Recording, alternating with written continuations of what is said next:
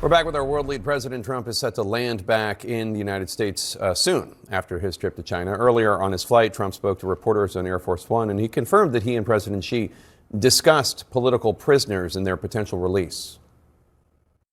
I think he's giving very serious consideration to the pastor.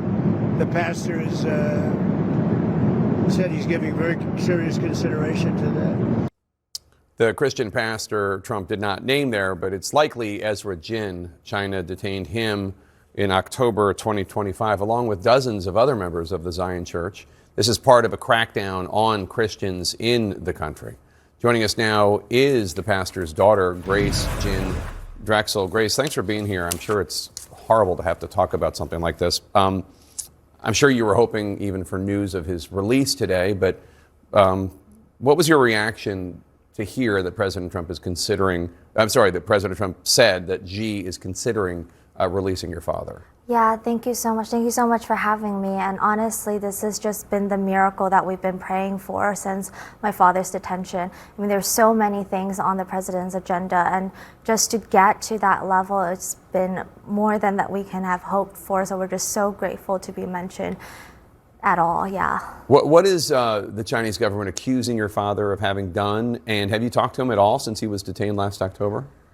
My father is detained under the charge illegal use of information online for his online sermons and services. So that is against the religious freedom that the Chinese Constitution even promises its citizens.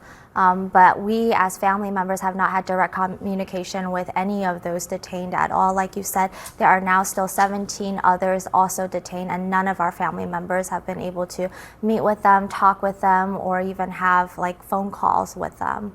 Can you explain to our viewers what the Zion Church is and why the Chinese government is arresting Christians? Yes. So my father started Zion Church in 2007. It's become one of the largest independent or underground house church in China. That means we are not under the control of the Chinese Communist Party, and our decision, many of the sacred decisions of the church, such as how many people can be baptized, what can we preach on Sunday, etc. And that's the only thing that separates us from the big churches, the state-run churches that you see. And because of that influence, my father's church has become one of the largest in China. Because of that influence, my father has been detained. And why is the Chinese government cracking down on Christians other than the fact that communists tend to not like religion? Yeah, I mean, like you said, and part of it is because we're a religious entity, and in 2016 to 2018 we saw a first round of crackdown, and most recently in 2025 to 2026 we've seen so many pastors been sent to jail. There's been over hundreds of pastors now just for preaching the gospel. Just for preaching the gospel. But at the same time, we see a general tightening of Chinese society, and I think this is also part of that as well. So he's a pastor to hundreds, thousands of people. To you, he's a dad.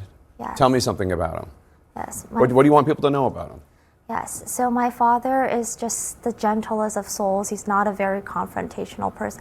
He's actually not a very stereotypical Asian dad. He would give us hugs and tell us how wonderful we are. And he was just always so kind as a person, very humorous. And even while he's in prison, he's so optimistic and encouraging everyone.